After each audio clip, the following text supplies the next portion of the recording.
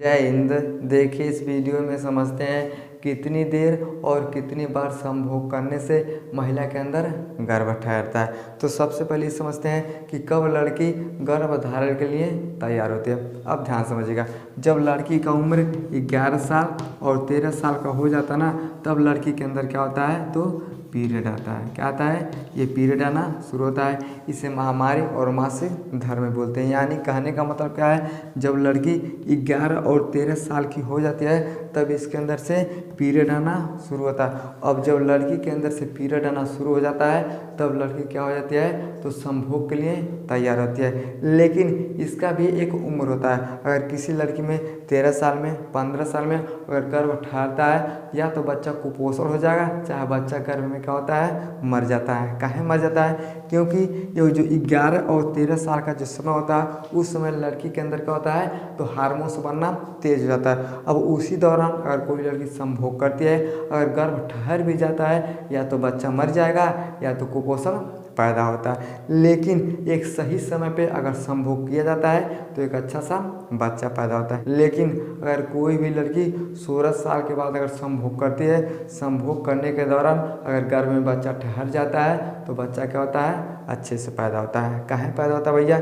समझिए। इसे हम बोलते हैं गर्भाशय बोलते हैं। क्या बोलते हैं, तो गर्भाशय बोलते हैं। ये जो गर्भाशय का दीवार होता है ना, 11 साल में 13 साल में ये बेचारा कमज़ोर होता है। लेकिन जब लड़की का उम्र बढ़ते हुए चल जाता है, ये पूरा क्या होता है, अंदर से मजबूत हो जाता है। अब जब अंदर से मजबूत हो जाता है तो गर्भ में बच्चा आसानी से ठहर सकता है। लेकिन अगर ये मजबूत नहीं रहेगा, गर्भाशय मजबूत नहीं रहेगा, तो बार बार क्या होता है, गर्भपात भी हो जाता है और बच्चे के लिए अच्छा नहीं होता। इसलिए 16 साल के बाद गर्भ धारण करने में अच्छा होता है। समझ में गया।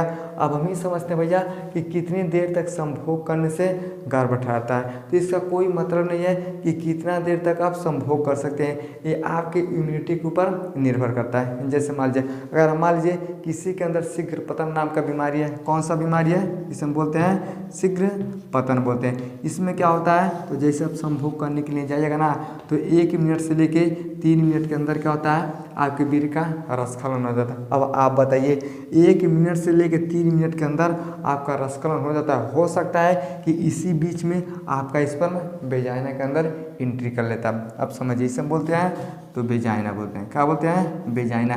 तो वेजाइना के माध्यम से क्या होता है, तो स्पर्म जाता है। यानी संभोग करने का सबसे बड़ा माध्यम वेजाइना होता है। अब इसके माध्यम से स्पर्म जाता है। अगर 1 मिनट के अंदर ही अगर आपका स्पर्म अंदर चला जाता है तब भी गर्भ ठहर सकता है। तो इसका कोई मायने नहीं है कि कितना देर तक आप संभोग कर सकते हैं। 10 मिनट कर सकते हैं, 15 मिनट कर सकते हैं, 20 मिनट भी आप संभोग कर सकते हैं। समझ में गया। लेकिन सबसे जरूरी भैया समय का पहचान होना।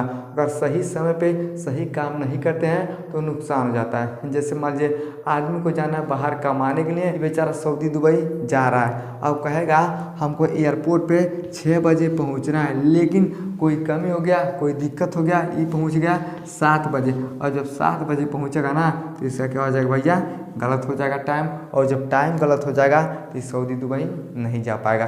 तो मतलब क्या भैया, 7 बजे जाने का अगर ये 6 बजे से पहले पहुंचेगा ना, तब जाके क्या होगा, ये फ्लाइट के अंदर बैठेगा और आसानी से जाएगा। लेकिन जब टाइम गलत हो जाएगा तो दिक्कत हो जाएगा। उसी तरह से कितना बार संभोग करना है, कितनी बार संभोग करना है, ये मायने नहीं रखता है। सबसे जरूरी क्या है, तो समय का पहचान करना।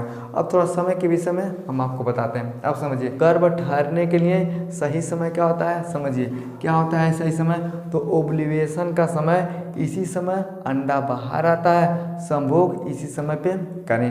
अब ओव्यूलेशन क्या होता है, तो हर महिला में पीरियड के 14वें दिन क्या होता है, तो ओव्यूलेशन का समय होता है। जैसे मान लीजिए अगर किसी महिला में अगर 1 तारीख को पीरियड आता है, क्या आता है, तो पीरियड आता है, तो 14वें दिन क्या होता है, तो ओव्यूलेशन का समय होता है। इस दौरान ओवरी के अंदर से ये जो अंडा होता है ये क्या होता है, तो बाहर निकलता है। कब निकलता है, तो ओव्यूलेशन के समय पे।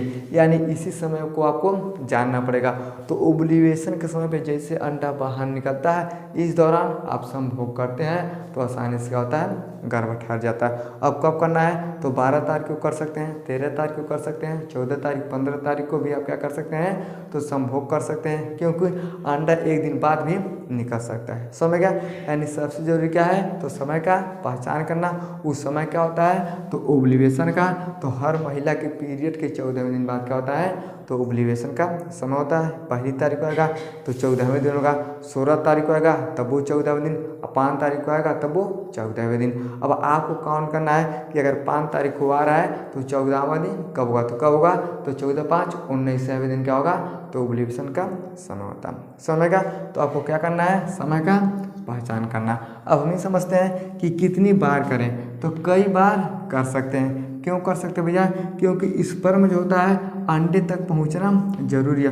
अगर स्पर्म अंडे तक नहीं पहुंचेगा ना तो कितना बार आप संभोग करिए, 1 बार करिए, 2 बार करिए, 3 बार करिए, 4 बार करिए, इसका कोई मतलब नहीं होता। जैसे मान लीजिए आपका स्पर्म एकदम से पूरा खराब है, ओवरी के अंदर से अंडा बाहर ही नहीं करता है, तो संभोग कितना बार करिए इसका कोई मतलब नहीं होता है। लेकिन अगर सही समय पे सही तरीके से संभोग करते हैं तो आसानी से क्या होता है तो गर्भ ठहर जाता है। अब थोड़ा समझिएगा, स्पर्म अंडे तक पहुंचना सबसे जरूरी है।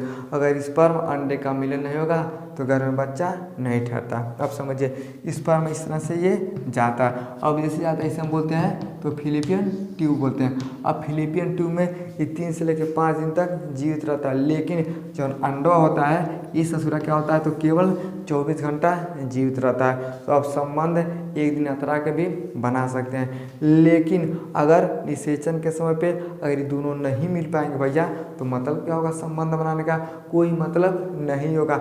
और वो सही समय क्या होता है तो ओव्यूलेशन का सही समय होता है भैया। अगर ओव्यूलेशन के समय को आप जान लेते हैं तो गर्भ ठहर जाता है। बाकी आप दिन भर संबंध बनाइए, 4 बार बनाइए, 5 बार बनाइए, इसका कोई मतलब नहीं होता है। यानी 1 महीने में 4 से 5 दिन का समय ऐसा होता है कि गर्भ ठहर सकता है। समझ में गया।